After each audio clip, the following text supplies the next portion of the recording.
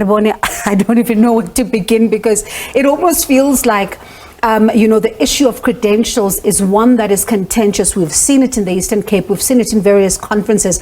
What about this makes it so difficult to get right?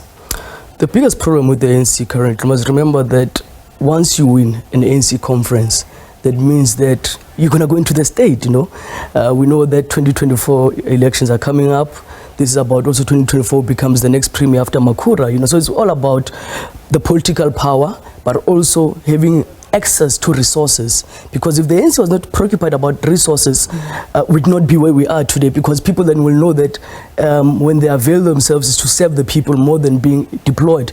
And I mean, it's said that the ANC finds itself in this status when they are talking about renewal that they've been speaking about since 2017 conference, and we're not feeling any renewal within the ANC at this present moment. And when you then also look at the fact that the issue of these quarantined votes was always going to be an issue, and are you surprised that we are now here where this matter is now going to the courts?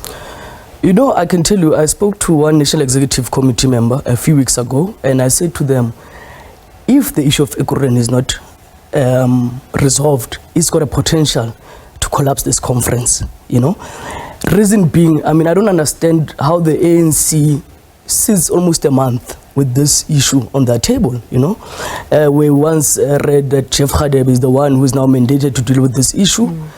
And surprising enough, we wake up on Friday morning, we see a letter from the acting Secretary General Paul Mashatile, who is from Gauteng, by the way, saying that no, the PEC must deal with the matter. The NEC is taken back to the PC, which is not common in the ANC, because once the province takes up a matter to the National Executive Committee, you would expect the National Executive Committee to give political direction. But it seems that the ANC itself, at national level, they're conflicted. So for them, it's a hot potato. They felt, okay, let's take it back. And I say Paul Mashatile finds himself in a very difficult position, because he's from Gauteng. In terms of his support for December, I think he's also trying to manage politics and not find himself choosing any faction over the other faction, so that he can get the support of Gauteng come December. Now, when, I remember someone saying that they're trying to understand the significance of these quarantine votes from Ekurhuleni. They're quite significant, because they may even change the face of what we saw as the outcome of that Ekurhuleni conference. Absolutely. If you look at the margin, based on the numbers outside of the 19 votes, the margin is like 10. And if, let's say, I did the calculation, if you take 18 to Dr. Tagazi was contesting Mzwandile, that means Dr. has won. Dr. is the chair of the ANC. So right now, Mzwandile does not have the legitimacy to be leading that delegation from Ekurhuleni going to the provincial conference, because the issue of 19 votes is still to be resolved. So no one has got the legitimacy. And I think the ANC and NEC should have taken a decision, and also at the initial state of the conference itself, whether are they allowing these people to vote or not to vote at all, because we've got what we call dispute committees that take place building up to the conference of any regional province. And Samgela talks about another issue which we've seen play out in various conferences, is that the whole day is wasted now looking at the issue of credentials. There's a policy conference that is coming up. One would think that these regional conferences would also be used as an opportunity to be able to sit and discuss the policy positions of these various regions as they go into this national policy conference. But we've really been seeing very little of that. Absolutely. We have seen the policy discussion documents are out in the public domain, and one can say that the ANC is no longer an ANC provincial conference. It's now an ANC elective conference, because it seems like their business is only to go and elect and not deal with core issues in terms of policy issues. We have seen it in Eastern Cape. That conference, they didn't go to commissions. It was just about elections, then they went home after that. We're still waiting to see when will they call a PGC to finish the business of conference. They were talking about as a possibility of unifying the slates in Gauteng, saying that they might also see Panyaza Lesufi as chair, Lebogang Maile as deputy, in somewhat of a compromised position. Would that help at all with the renewal efforts of Gauteng? Let's go back to 2018. People forget what happened in 2018. Makura was not contested at that conference.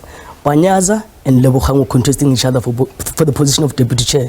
Panyaza won by 22 votes. I think the battle lines are drawn. So this is nothing new. We can go back to 2018. they could not even find themselves then. What makes us think that they will find themselves? And in the media, we've been reading that Paul Mashatile has been trying to, to convince both of them to work together. But one thing I always say, you must remember, out of the two people, there are also the inner circle of the faction. Will they agree to that? Because a lot is at stake, as I'm saying. It's all about state resources and a lot of things, I'm keen to hear your thoughts on this one, because earlier on we saw that briefing by the Jacob Zuma Foundation, and they talk about something that we don't see as surprising, because the former president hasn't been happy with this particular commission. They say that the report is the fruit of a poisoned tree. Part of what they're saying, and they say that it's a flawed process. We know how he feels about it. I'm keen to hear your thoughts on what came out of that particular conference. What did you make of all these allegations that were leveled against the Chief Justice? It's not surprising, and I think what they did nothing shocking. I think had they just gone and taken the report for review, South Africans would have been shocked. But we know that they have always called media briefings to discuss the Zondo Commission. We know with the July unrest and so forth. So it was not shocking that they continue to criticize the Chief Justice, and wanting to discredit the report itself. Yes, there's certain things that they say that are in the report, and even like other political parties have felt that the Chief Justice has played to the political arena around, especially the issue of saying that President Ramaphosa winning the 2017 conference of the ANC was the best thing for South Africa. So in a way, I think that the Chief Justice also was playing two politicians against each other, in that report. What does that say about Nkosazana? So he also gives the Zuma people an ammunition, and they use that, to say that he's more of a President Ramaphosa's man, and so forth. But there's nothing shocking.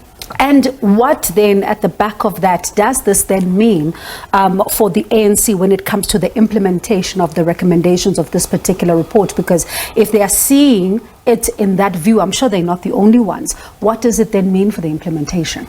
It's not going to be easy, because the ANC, we've seen it with other volumes of the report, where the ANC is seen as accused number one, with the Busasa, the war room and so forth, how the ANC benefited as an organization. This is going to be a very difficult one for the ANC. And I think I share the same sentiments that have been raised by the former public protector on the issue of immunity. For those, let them come to the front and let them speak, and let's give them immunity, because we can't hold also the country at ransom. What has been done, but lessons must be learned for us moving forward. And ANC people must know that corruption cannot be tolerated in this country. Rebone, it's always a pleasure to speak to you, and time goes by so fast, but thank you so much for coming through